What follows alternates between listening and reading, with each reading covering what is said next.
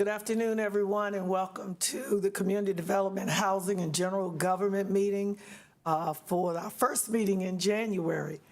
Today on our agenda, we have 2 consent items. Can you believe that? And on the general agenda, we have 6. First of all, I'm going to ask if anybody wants to pull the consent, but Ms. Richmond, could you come forward, please? And City Clerk, call the roll. Mayor Pro Tem Adams. Here. Councilmember Scipio. Present. Councilmember Mundy. Present. Councilmember Clark. Ms. Richmond, I have the note here that we're uncertain about whether anyone was coming for this particular property. Do you want to weigh in on it as to where we are? That's correct. And good afternoon, Mayor Pro Tem. Happy New Year to everyone. They called today, and the owner is uncertain that they can make the repairs on this property. It's totally burned. So he just wanted to, the last word was they may or may not come. So they didn't give me an affirmative answer.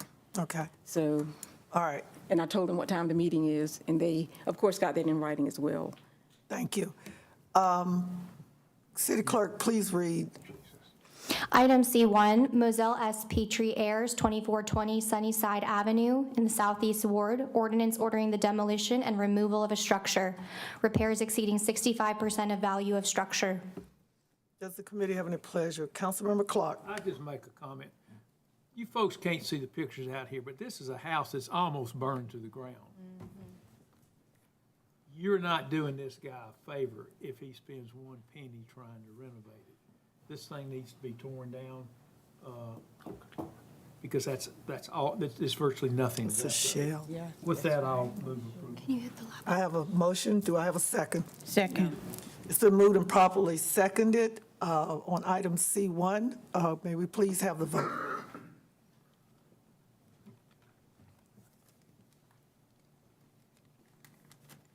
And the motion passes. Thank you. Next, we'll have our general agenda. We need to approve the balance of the consent I because make a motion to approve the balance of the consent. Second. it's been moved and properly seconded. May we have the vote, please?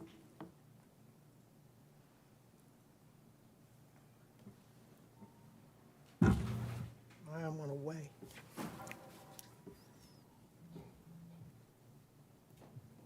And the motion passes. Thank you. May the city clerk please read the next item on the general. Item G1, consideration of items relating to the City Council and committees meeting times, referred from December 5th, 2022 City Council meeting held by Community Development, Housing, General Government Committee on December 13th, 2022. I am going to call on Councilmember Clark to make a comment. Madam Chair, this has been a hot topic. A lot of folks have expressed opinions both ways, and I think we ought to open the committee meeting up to anybody that may want to make a comment in 3 minutes per person.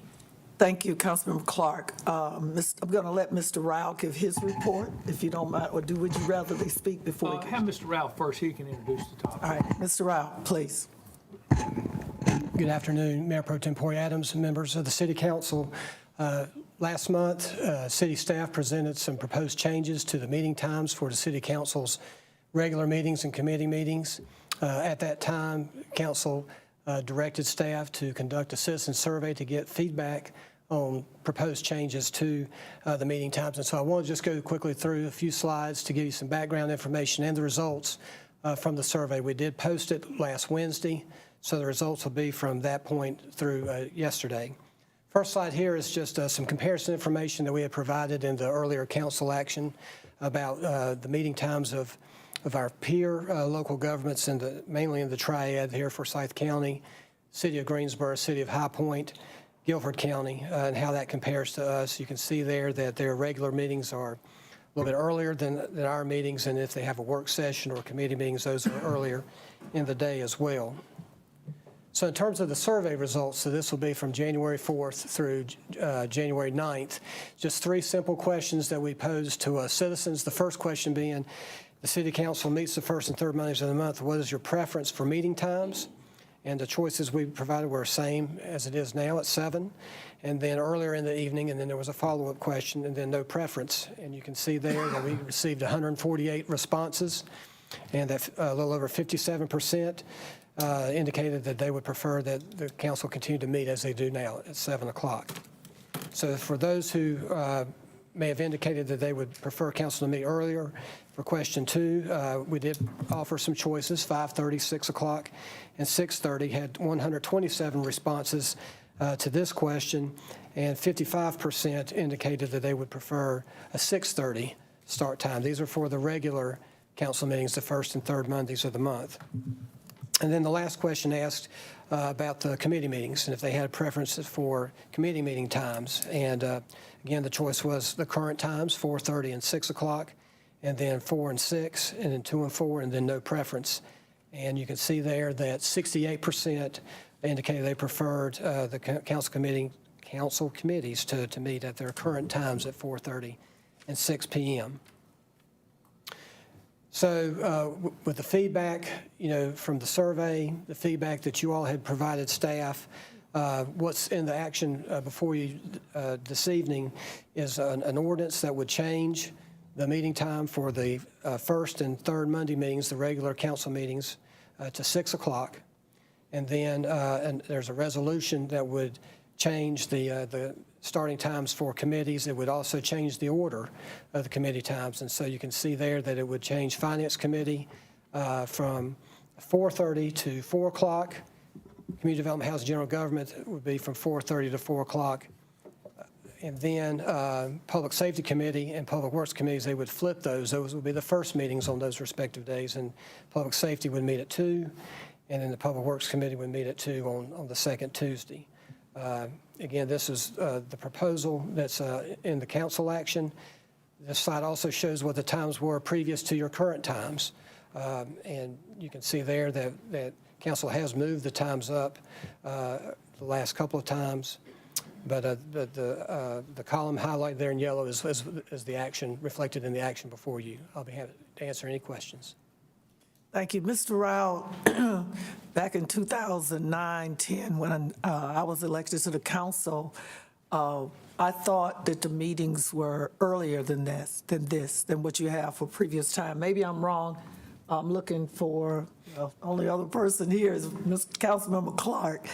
But I remember, I thought, and Mr. Garrity, the reason that we did the time change to later was because at that time, over half the council worked jobs during the day. So, Mr. Rao, your comment. I've got the action item here before me. So at that time, this was in February of 2010, the proposal had been to change it from 7:30 to 6.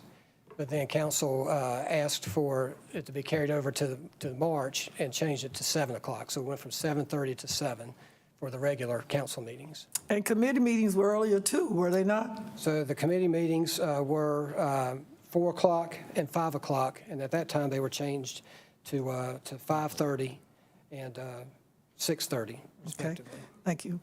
Thank you. Councilman Clark. Oh, I was just going to say, back when I first came to the council with no electricity, we had. Okay, I believe that.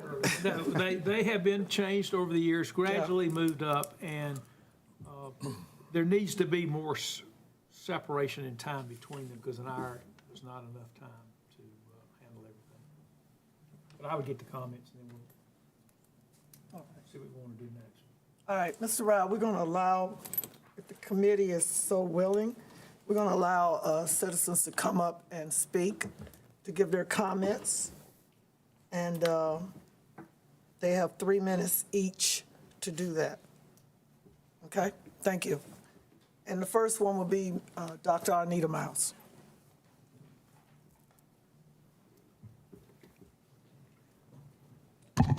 Good afternoon, Mayor Pro Tem Adams, City Council members. Good afternoon. I'm Arnita Miles, 494 Smithdale Street, Winston-Salem, North Carolina, East Ward. I thank you for this opportunity for allowing me to address you this evening. As Councilmember Larson previously asked, who will this time change benefit? I submit to you and I ask you for your consideration. Will this time change benefit the taxpayer who has to possibly take off of work that affect our economics to come to a city council meeting? Will this benefit our youth advisory committee and their parents who may have to take off of work early to come to a city council meeting? I ask you to consider the taxpayers and those who elected you to be considerate of their time, of their finances, and would this hurt their standings at their job by making this time change? Each of you have been elected to represent citizens of this community. And we did a survey on behalf of the Transparency or the Coalition of Accountability and Transparency. And we asked them what they felt about the time change. And as the city's survey showed, we got those same results. Please consider keeping the meeting times for the city council and community development, thank you, committee meetings at the same time. Again, thank you for allowing me to speak. Thank you for being representatives of this community. But remember who elected you. Remember who you represent. Remember that we need you to not be only the voice for yourselves, but be the voice for the people that elected you. I thank you again for humbly allowing me to speak not only for myself, but for our coalition for accountability and transparency. And most importantly, thank you for allowing me humbly to be the voice for people of this wonderful city that we live and we work in. Thank you. Thank you. Does anyone else want to speak on G1? Mr. Carter. Good evening, Madam Mayor Pro Tem and distinguished council members. Good evening. I would concur with what Ms. Miles said, but Mr. Carter, could you give your name and address? There you go. You've done this enough. Philip Carter, Microphone a little closer, please. Philip Carter, 965 Mount Zion Place, Apartment K, Winston-Salem, zip code 27101. I concur with what Ms. Miles said, but I also stress that our organizational chart in this city says that the citizens are first. And Mr. Rowe has taken a survey from the citizens, and the citizens have actually said they don't want no change.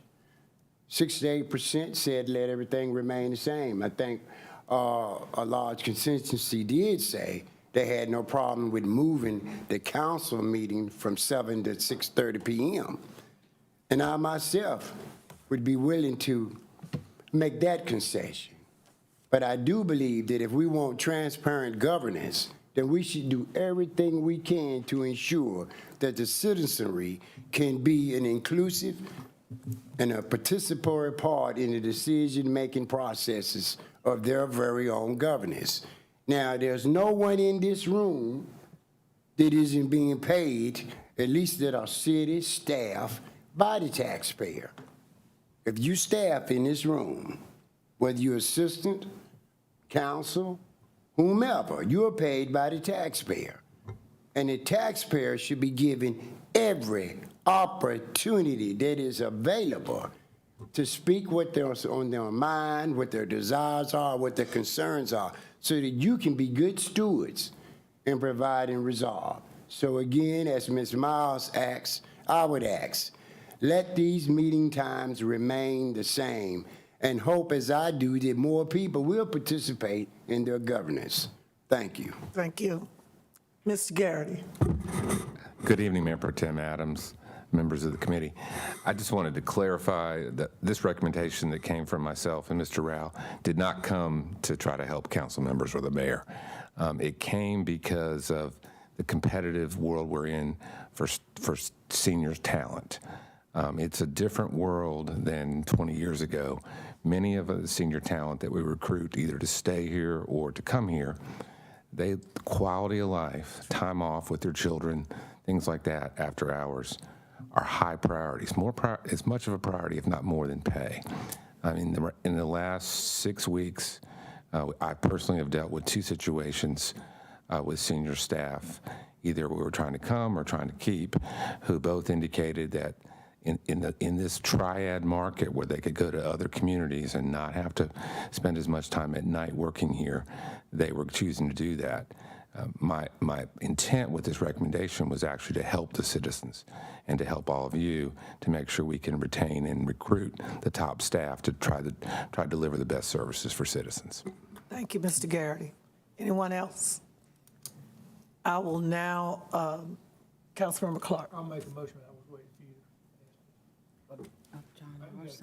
Yeah, Councilmember McIntosh, Councilmember Monday, Councilmember Lawson, Councilmember Scipio. Councilmember Burke, you want to get on board? Might as well. Okay, let's go. So, Councilmember McIntosh. okay, so first of all, to the issue of transparency, our meetings are televised. You can watch us live while we're meeting. You can watch us 10 minutes after we start. You can watch us an hour after we start. Nothing we do is behind closed doors, except for personnel and economic development issues. So we're as transparent as possible. We're 100% transparent. I have witnessed over the years, experimenting with different times for community meetings while I'm out in the community. I get better results when I schedule my meetings at 5:30. We're talking about scheduling our earliest one at 6, city council meeting. I get people who will come to a committee or to a community meeting straight from work versus go home, say, kids are need attention. I got to cook dinner, whatever, and then not come back out. That's been my experience. I think that will hold true. We have committee meetings, and then we have a period of time between a committee meeting and a council meeting where things are finalized.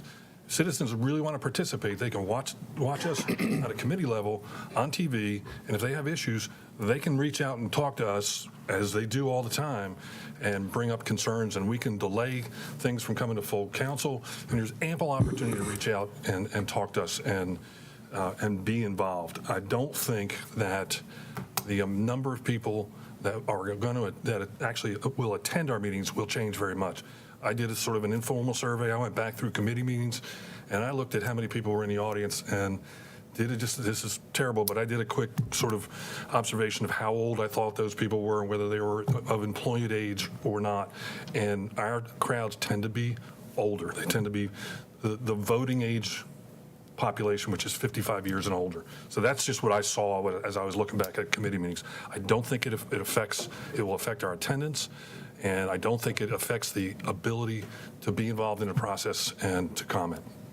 Oh, and I would also like, if we're going to do the changes on times, I would like to see a change to do this committee on Monday and do finance on Tuesday, because most things need to get discussed before they get to finance. And since finance has the final say on things, it just seems to me to make sense for a flow standpoint to have finance last. Thank you, Councilman McIntosh, and you can make that substitute or amendment to the motion when we do that. He's not on the committee. Can he do that? I'll ask No, Councilmember Clark to do that. That's what I'm saying, one of us will do it. Let's go ahead and get a motion on the floor, because we're discussing.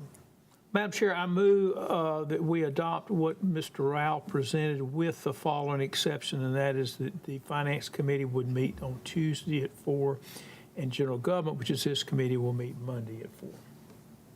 Second. It has been moved and properly seconded. City Clerk, could you reread what the motion is that was just made with the changes from Councilmember Clark? Yes, the motion is to approve what was presented by Mr. Rao with the change that Finance Committee is moved to Tuesday and Public Works is moved to, Community Development. Community Development is moved to Monday. Thank you, I apologize. It has been moved and properly seconded. May we have the vote? Oh, I'm all over the place. I apologize. Discussion. Next, we're going to have Councilmember Monday, Councilmember Scipio, they're on the committee, and Councilmember Larson, and then Councilmember Clark. Thank you, Mayor Pro Tem. I want to really echo what Councilmember McIntosh said, made some of the exact same points I was going to make, but I also want to say that we are stewards of taxpayers and their money. And when we look at the cost of losing a senior person, really almost any employee, the cost is much, much more than that simple salary. I am personally trying to be a good steward of money when I look at quality of life issues that will make us more competitive with, I'll specifically say, High Point, that we've lost people to High Point, and I know we've lost some to other municipalities that are close by. So that is the fiscally responsible thing to do, is to address the quality of life issue for our employees so that we don't lose our employees. I would, however, I don't think it needs to be part of the motion, but for those people who want to speak during the public meetings, during the public session, we need to develop a way that they can sign up for that, even if they're not here. So that by the time they get here, that would be 7 o'clock probably for the speaking. So we need to take into consideration those folks who can't get here at 6 or 6:30, but would like to speak. Let's find out a remote way for them to sign up. Thank you. Councilmember Scipio. Yes, I'm in agreement with changing the times for many reasons. One is for staff retention. Another is just so that staff alleviates their time so late in the evening. When you're retired like me, it doesn't really matter that much, except for senior moments where you really want to be home before 9 o'clock. But we stay and we do according to whatever is needed for the topics.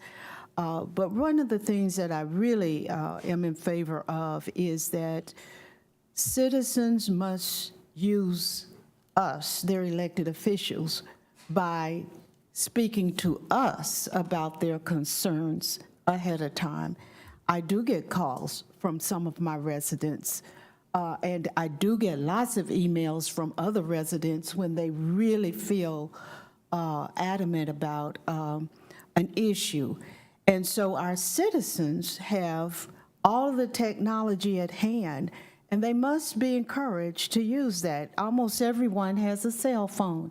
So you can actually send your pros and your cons about issues ahead of time. The time that we meet is of value to everyone. And I agree that with Councilman McIntosh, that the meetings are live, they're recorded, you can go back, see them, particularly the committee meetings, and then get in touch with us before the actual vote. But use your elected officials to your advantage, which is let them know your concerns. Don't wait to come to a committee meeting to voice a bunch of concerns that we haven't been able to investigate on your behalf. So I am in agreement with this change. Thank you. Thank you. Councilmember Larson, then Councilmember Burke, and then Councilmember Clark. Thank you, Madam Chairman. I guess I'm in the minority here on this. I do agree with several parts of it, but some parts of it I don't. I think the optics of this, as we've learned from public exposure, are not good. And I think there's a perception out there that, in fact, the city is closing down its accessibility to its public elected officials by this particular action, by moving these meetings to the middle of the day where people are working or have other responsibilities and cannot attend. I think this would apply to elected officials as well. It's interesting that the one elected official that has a job to do right now is not at this committee meeting. So that is a problem for me, and I'm not sure what the resolution of that is. I don't think electronic, Channel 13 live broadcast or delayed broadcast is actually the same as eyeballing constituents in the chamber room where they have a presence and they can speak to you before or after a meeting. I think it's important to realize. The fact of the matter is that these people have real jobs and they have to be paid for them. Everybody on this room, as has been stated, is getting a salary or getting paid to do their job, whereas people coming in front of council probably aren't here because they want to be here. They feel compelled to be here for some reason or another. And I have to give up work time in order to do that, whereas staff or elected officials are here by salary, as it were. I think the difficulty in part is that staff, unlike participants, are paid and have to leave work is an important thing. I do think that there's one aspect that I'd appreciate Councilmember McIntosh's motion to put the Finance Committee at the end, and that is something the committee has talked about over time. There's another aspect I think that would be useful for us to consider, and that is moving the open mic, the public comment period, to the front of the meeting rather than the last end of the meeting where it currently stands. And and still leave the time limits on it, but in fact put it before a meeting that's going to be heard. We sort of do that with zoning cases anyway, but we could certainly do it with general topics that are being considered in the third meeting of the year, of the month. I guess I would suggest the committee. I'm not on the committee right now, so I don't have a vote, and I don't have a motion to make a motion, but those are concerns of mine. And I think that as far as hopefully moving the meeting to an earlier time, the general meeting, the full board meeting, I would support that. Maybe not to 6, but 5:30, maybe 6. But the committee meetings, I think, are particularly problematic because nobody will attend. I applaud the chairman of this committee for opening it up to the public to allow them to comment on this particular item. We don't see that very often in committee meetings. There's so many committee meetings that occur that then things go on the consent agenda, and then the public never really even knows about them unless they happen to be following an item very closely or the newspaper picks it up. So I think it would be a good idea as general practice to allow, and I think it is a practice, but maybe it's not executed very often, is that the chairman of various committees be allowed to have public comment during the committee meetings where decisions are being made that go on consent agenda at the end of the meeting. Madam Chairman, I appreciate the comment. Thank you, Councilmember Clark. Councilmember Burke? Thank you, Mayor Pro Tem. I want to echo the sentiments of my colleagues who are in support of the time change, as I'm in support of the time change as well. As the city manager said, we are finding it more difficult to attract and retain the talent that our city needs in order to continue to function and move forward in our community as well as in our country. During my short 2-year period on council, I have witnessed firsthand the number of employees that have left the city, especially senior level staff. And we've got to really look at how we can be competitive and attract senior level staff. And I think that this is one way that we need to look at filling these vacant positions as well as holding on to the great talent that we have working for us right now. I am in agreement with Councilmember McIntosh when he said we are transparent. And I think that we're more transparent today than we were 5 years ago, 10 years ago, even 15 years ago, because of the opportunities that we all have to view committee meetings as well as council meetings, to contact your elected officials and be able to speak directly to them with any concerns that you may have as a citizen or as a constituent. I know that the constituents that I serve in my community reach out directly to me. We communicate if it's an item coming up on an agenda that they have a concern with. We talk about it. There have been many instances where those items have been pulled until we can do further research, get more support, or find out exactly what the constituents want. I think that we need to really be mindful if we continue to have the high rate of turnover, how costly it is. And I'm in agreement with Councilmember Mundy. We are supposed to be good stewards over managing the money that the city government has to manage and operate with. And if we continue to have the high rate of personnel turnover, it is costing us every time we have to train a new employee. So we're in a different day. The job market is not the same as it was a year, 2, 5, 10, 15 years ago. And we have got to be able to move forward and stay on top of the changes that occur. Thank you. Thank you. Councilmember Clark. Just briefly, first off, I do support moving the finance to the last meeting. By design, the finance committee is made up of the 4 chairs of the other committees, or the 3 chairs, and then the chair of the finance. And many items go to 2 committees. For example, public safety on a police car may look at more of what the car has to offer, whereas the finance looks at more what the car costs. So they each serve different functions. But I think having a finance last, a lot of items that are discussed at those other meetings, any suggestions or changes could be incorporated at finance. The other question, or the other issue of really doing this during work hours, if you'll notice, every city that been polled meets in the daytime. With very, very few exceptions, all the meetings in Raleigh are in the daytime. And with very, very, very few exceptions, all the meetings in Washington are in the daytime. And I will admit, it is very difficult, if not impossible, if you have a regular 9-to-5 job, to go to either Raleigh or Washington and serve as an elected official in those towns. And it is a challenge even at this level. But that is what it is.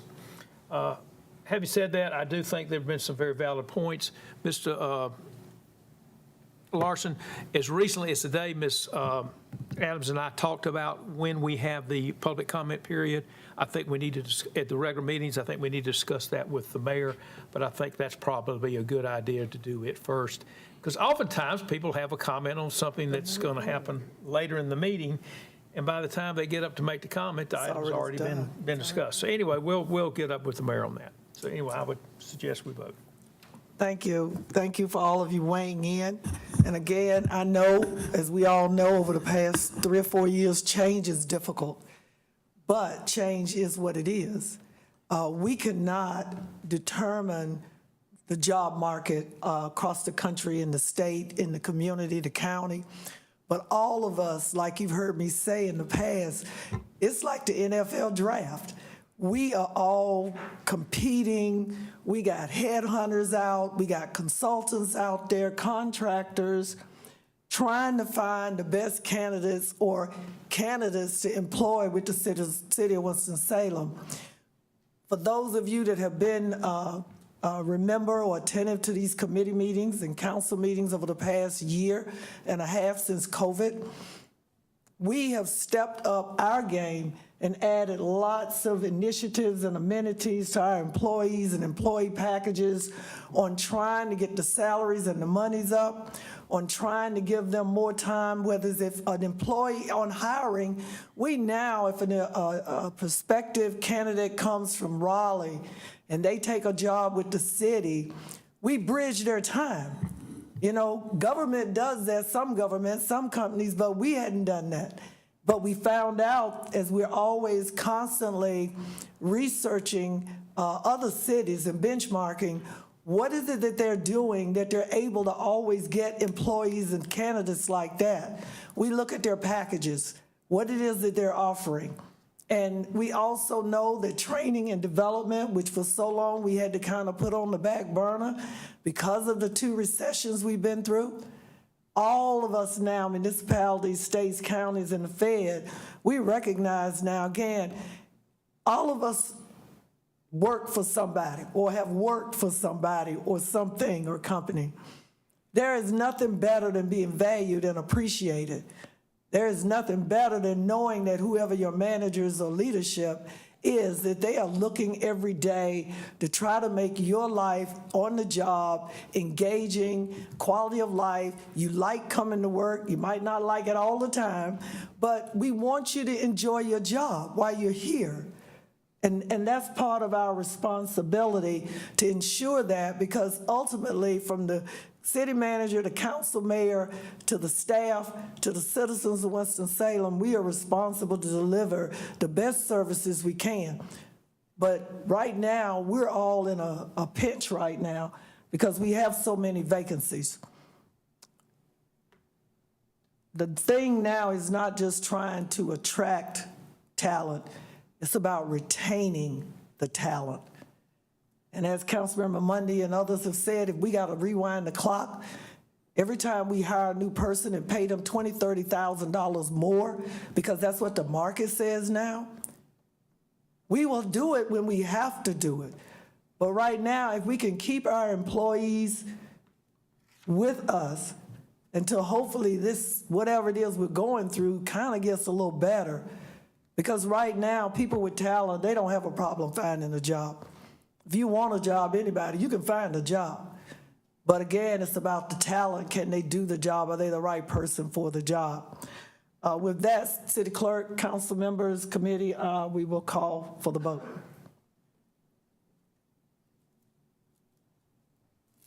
And it passes unanimously. Thank you so much. City Clerk, please call the next item. G2, resolutions adopting the Dreamland Park Neighborhood Transformation Plan and the Columbia Heights Extension Skyline Village Neighborhood Revitalization Plan. Thank you. Ms. Crum, welcome.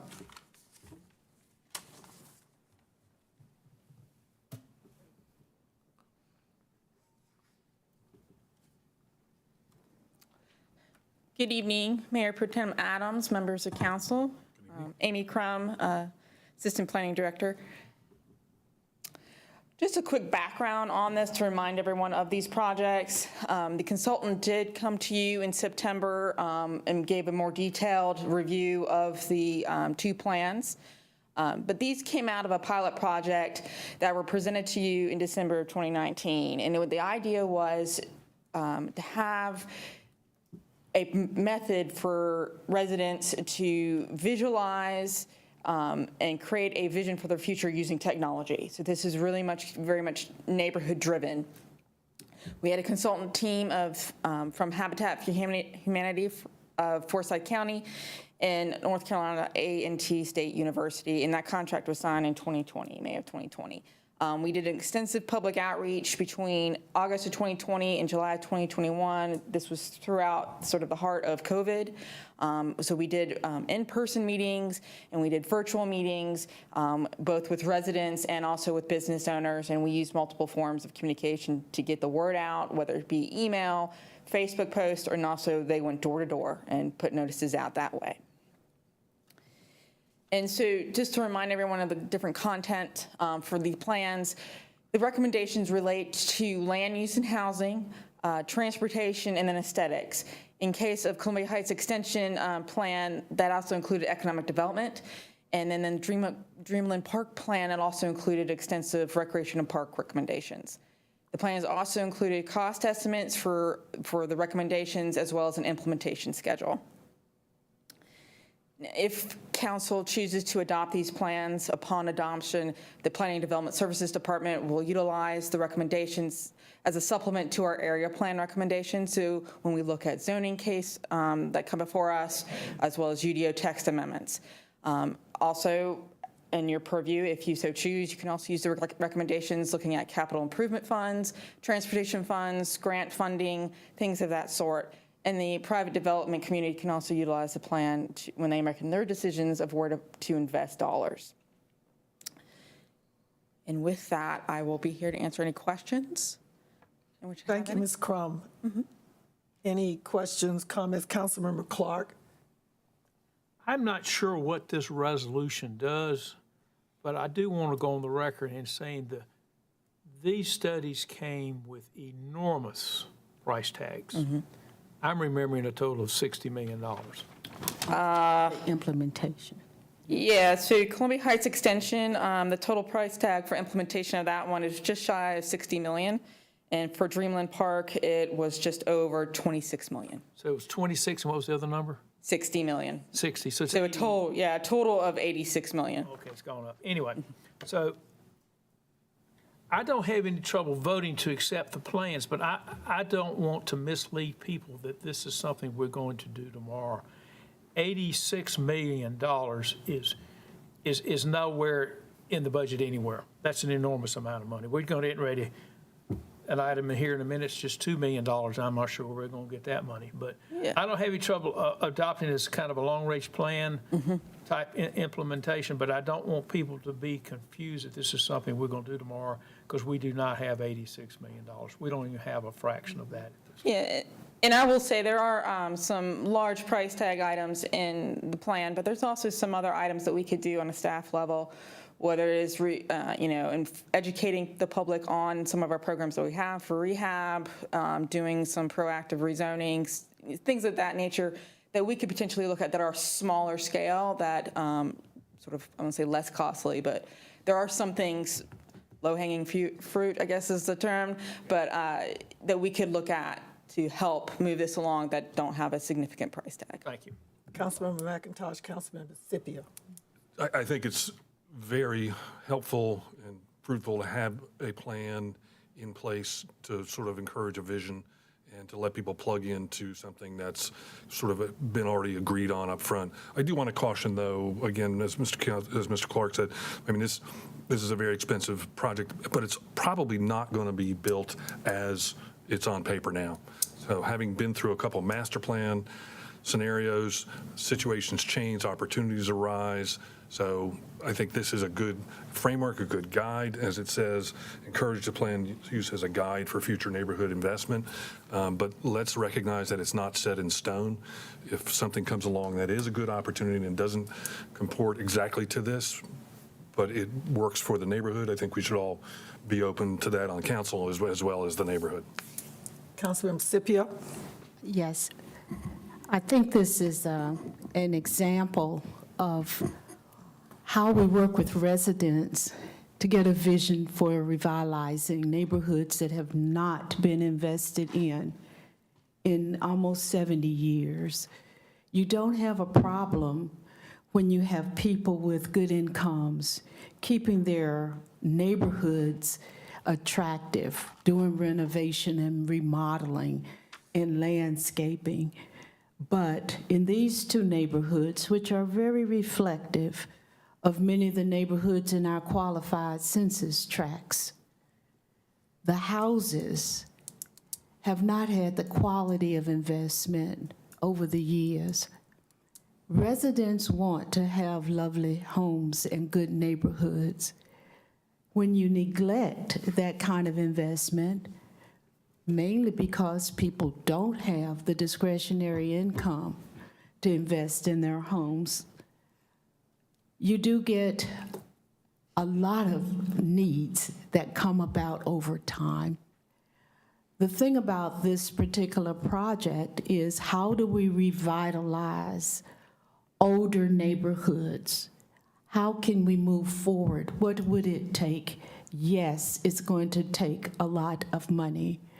One neighborhood, Columbian Heights, and that's the one that has a lot more cost to it, right by Bowman Gray Stadium, is a true transformation of what it looks like and what it would look like for the future, looking at trends around that area. Whereas Dreamland Park still has a lot of owners occupying their homes, and a lot of land that we could do something else with, bringing more home ownership. So as we develop this plan with neighbors, I hope the council will look and see how we can revitalize as an example of what it would take to bring these neighborhoods into a new century.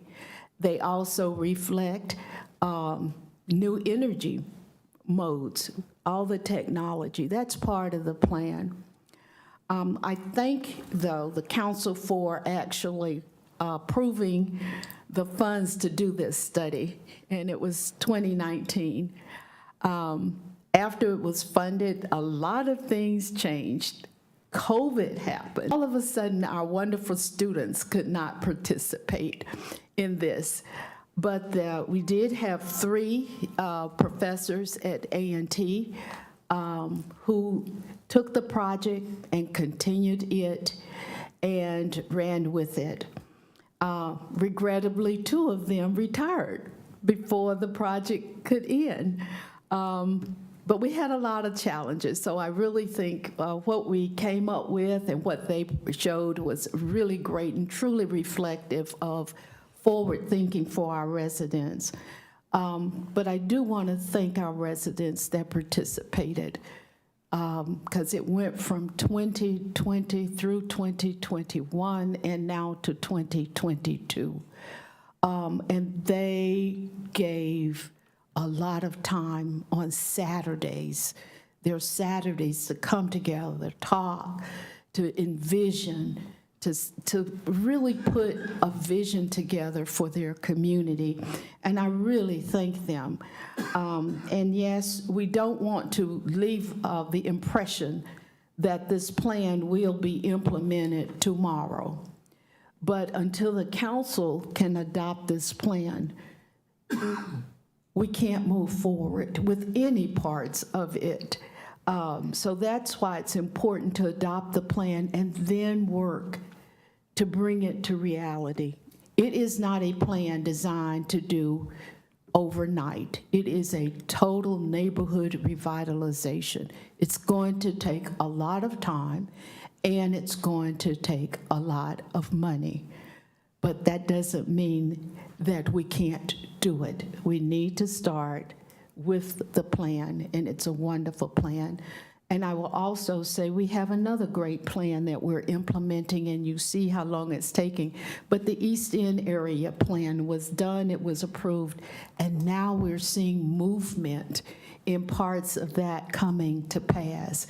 It does take time to get the money to bring it to pass, but I thank all of the residents, and I want to thank Habitat for Humanities, who really soldiered this project.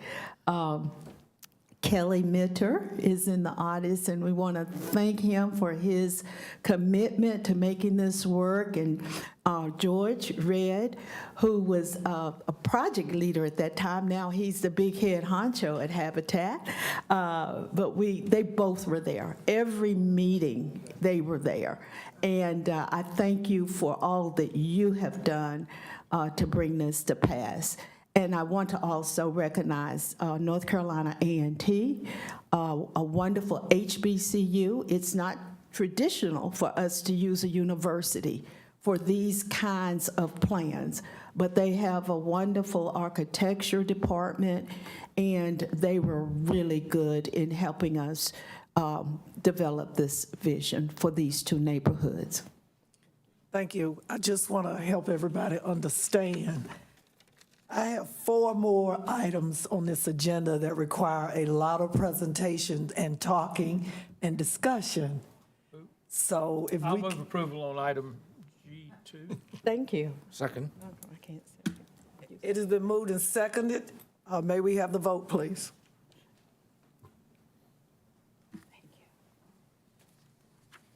And the motion passes. Thank you. Ms. Newman, City Clerk, please call the next item. G3, informational presentation on the flats at Peters Creek, a 62-unit affordable housing development seeking gap funding of $2.15 million. Good afternoon, Happy New Year, Mayor Pro Tem Adams, members of the committee, council members. I'm Marla Newman, Community Development Director. My task today is to introduce a member of the development team for the flats at Peters Creek, which is located at 600 Peters Creek Parkway. So without further ado, I will introduce to you Mr. Richard Angino. And again, Mr. Angino is a member of the development team for this proposed development. Mr. Angino, and he will probably use the overhead projector. Thank you. Good afternoon, good evening. I'm Richard Angino with Third Wave Housing, 463 Carolina Circle. I'm part of a large group of people based here in Winston-Salem who've been working on this property for the last 5 years. As we all know, that the first mission was buying the property and getting rid of the budget in, and we've accomplished that. The second thing was figuring out how to put affordable housing on top of that site. And we've been on a mission, as most of you have visited with us over the years. We tried to do a bond transaction, which is one pretty quick pathway to it. But the gap at that point was like $5 and some million, which was not in the budgets at that point to be able to do. And so we went on a mission to go out and find as much money and ways to fill in the gaps themselves.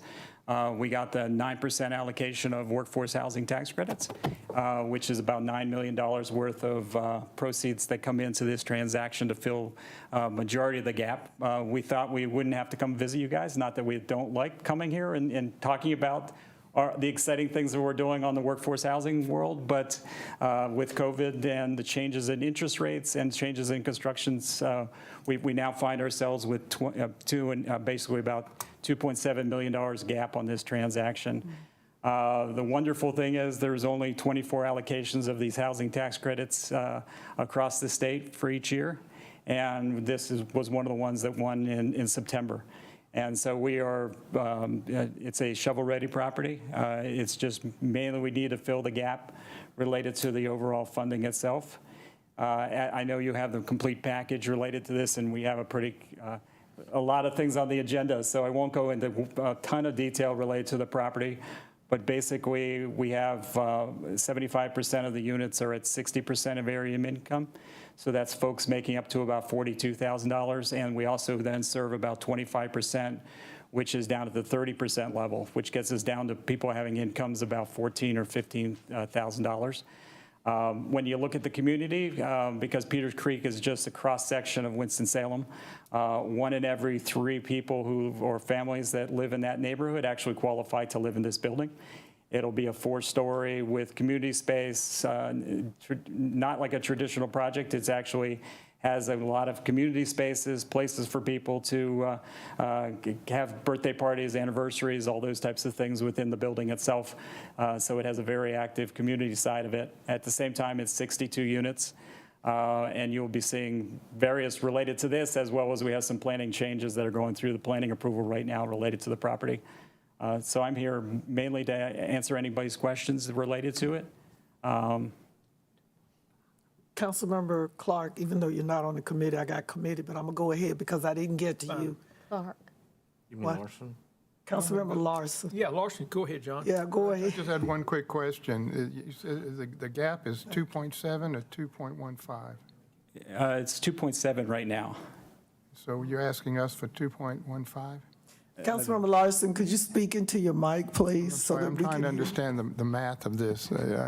What's before us is a $2.15 million request. It is $2.7 million is the gap we have right now. We're requesting, as our visit here, for basically $35,000 per unit in COVID money to fill the $2.1 million part of the gap. And we still have another $400,000 or $500,000 that we'll need to fill the gap to make this feasible. So where's that coming from? We are hoping to come back for home funds or some other gap filler for that portion. From the city? That's correct. Good, good. That's fine. I'm just trying to understand. We want to finish this project. We want to get it done. So whatever. I appreciate that. I understand what it's going to take to get this project out of the ground.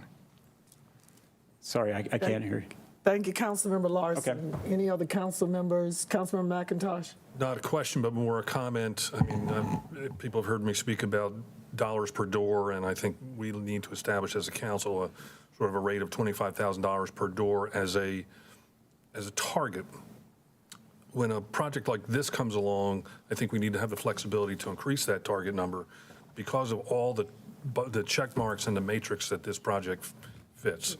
It's close to employment centers, it's close to downtown, it's close to walkable to shopping, it's on a bus line. It's got everything that we really want to see in a project And to me, I'm very comfortable going outside of that sort of boundary or that framework that I've been pushing hard to establish to support this project. So I'm very much in favor of it.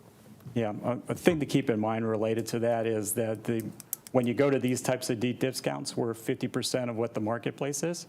So when you look up on the hill at the Link Apartments up by the ballpark, they're actually twice the rent of our highest rent.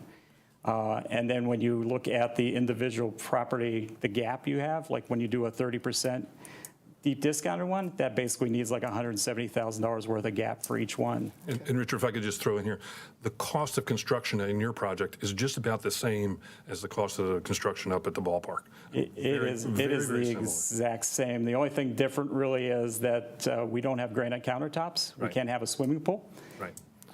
And we don't have stainless steel appliances. But otherwise, it's the same product, and it's actually in some places better. And yet the rents coming in are just, a fraction of those coming in up the street. And that's why public money needs to come in to fill the gap. That's correct.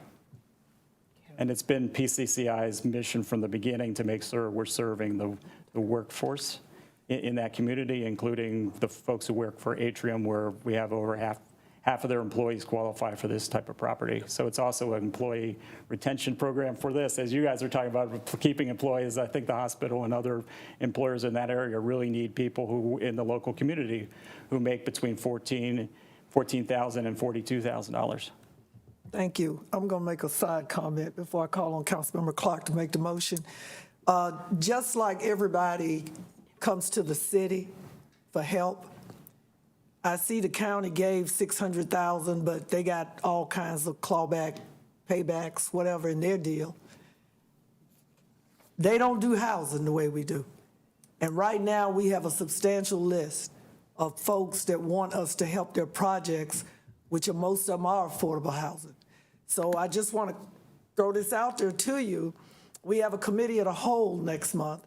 And with the committee of the whole, we will look at projects, capital projects, planning, housing, infrastructure, transportation. And I suggested to the city manager, I'm going to suggest to the council that instead of having a committee of the whole once or twice a year, we need a committee of the whole, if not every quarter, so that we all stay in line and know what's going on and seeing everything side by side. Because of all these requests we're getting from outsiders, the council, we got to now start prioritizing, so you need to go ahead and think about that too. Councilmember Clark. Yeah. I am supportive of your 2.15 million, but I don't know if you're going to have the same luck coming back to the council again for another 500,000. Yeah. I would suggest you turn as many rocks over elsewhere as you can, and I don't know quite where those are. But 40, we're giving you roughly 35 a door, which is a little bit more than we typically give. But I agree with Mr. McIntosh. We gotta. But I am a little concerned that you're coming here not having all the funds lined up. Do you have the mortgage lined up? We do. Okay. I would suggest, and I'll look to the city manager on this, that if we pass this, there needs to be some type of time frame put on it. We have an item that came to finance yesterday for something down on South Marshall that I think originally was in 2018, and now we're at 20. Has nothing to do with you, but the point is now we're at 2023, and that needs to have a time frame put on it that if because we just can't go locking up commitments forever. Right. But having said that, we don't need a motion, it's information. We don't need a motion. Information. Thank you, Mr. Angina. You know that we all probably have met with you individually.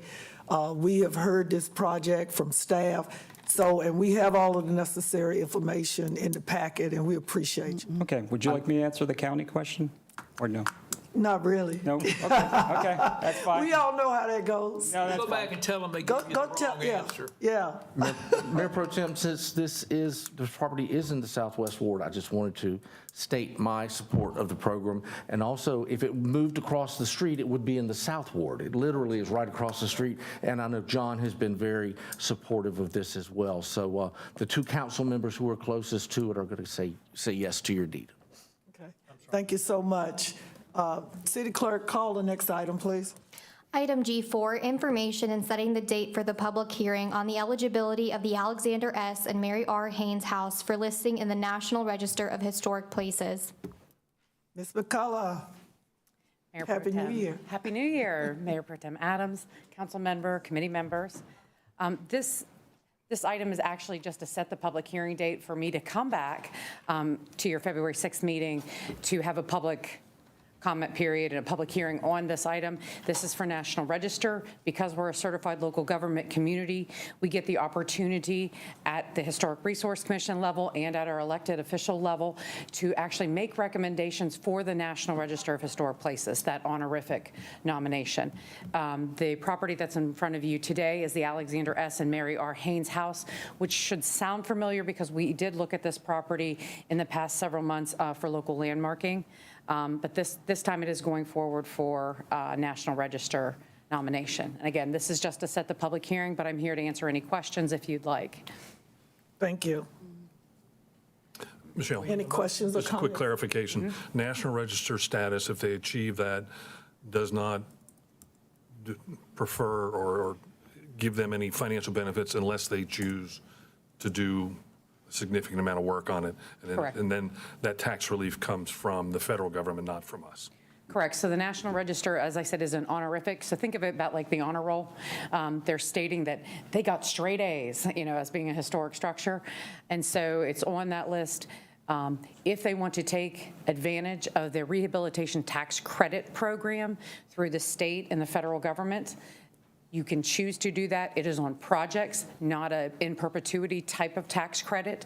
So, and they can take advantage of that, and there is an application process, and they do work that through the state and federal government. They do not come to us locally or the Historic Resource Commission for those projects. And then there's some federal, if there's a federally funded project, there is some protection of some of these houses that we have to stop and do some mitigation. Thank you.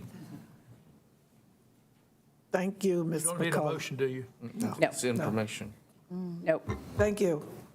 City Clerk, please call the next item. Item G5, update on EPA Consumer Recycling Education and Outreach Grant Program. Ms. Poplawski. Good evening, Mayor Pro Tem, committee members, and members of the City Council. This item I'm bringing to you just to let you all know and inform you that this is a grant opportunity that our office is actively pursuing. This is from the EPA as part of the IIJA BIL federal funding. And this application is due February 15th, and there is no match requirements. At this time, staff is putting together the full narrative and the budget. As of right now, we are interested in using funds to really help increase education both around the upcoming transition to the in-house collection for the recycling program, as well as to further advertise and encourage folks to use our Winston-Salem Collects app, which has been in use right around 5 months right now. We have seen some great numbers around that, and we just want to encourage more of that information to get out into the public and reach as many folks as we can, as well as work to implement programs such as a cart tagging campaign and a citywide mailer to also help residents better understand our guidelines and try to reduce that contamination rate. So that's the purpose of this grant and what we seek to do with that. Thank you. Any questions or comments? Next item, please, City Clerk. Item G6, update on energy efficiency and conservation block grant. All right. So this item for us is, again, part of the Bipartisan Infrastructure Act as well. And we have been informed that we are, through a formulaic grant, eligible to receive $274,000 for the city. At this time, our office has met and had some discussions and conversations with a few other departments about, what might be good to use this for that also qualify as eligible uses for this grant. Some of those eligible uses that we are particularly interested in include developing and implementing an energy efficiency and conservation grant, potentially retaining some technical consulting services in order to do that, and then financing energy efficiency, renewables, zero-emission transportation, and related projects and programs, similar to, again, the EECBG funding that was received just a little over 10 years ago to create our office and implement some initial efforts around that. So again, at this time, this does not have an application open yet. We do anticipate that coming early on in this quarter, potentially even this month. So we will still have to apply for that. But yes, at this time, this is something that we are paying close attention to. No matching funds are required for any use of these funds. And I'm open to feedback or questions about this as well. Thank you, Ms. Poplawski. It's a mouthful. Anyway, is it a possibility that if we get both grants or whatever, that again, we could look at, again, us doing a compost type recycling, wet waste, vegetables, things that is, that can be done. And maybe we work with the Piedmont Environmental Alliance since they receive some ARPA money. We partner with them all the time. Because, and maybe you just go out and look and see how it's done. We could start it with a pilot program in a certain neighborhoods, because as I said before, when we mulch these leaves and we put do the press release that the leaf mulch is ready to be picked up, people line up like there are ticket sales going on to get the mulch, and we run out of it quickly. So I'm figuring if we do compost, that people would be able to help us recycle their waste, the wet waste, garbage, the food, things like that. And we could create that, and maybe it might take off and be a benchmark, and maybe we'll get a lot of money from the feds because we'll be doing it. Yes, so neither of these grants, their eligible uses covered that. However, an additional EPA grant that has the same deadline as this recycle grant, there is one that is more specifically for solid waste infrastructure, which does cover that. At this time, there was not enough planned in order to meet that deadline, that nearby deadline. However, it is expected that some of these programs, most likely that one as well, will come up annually.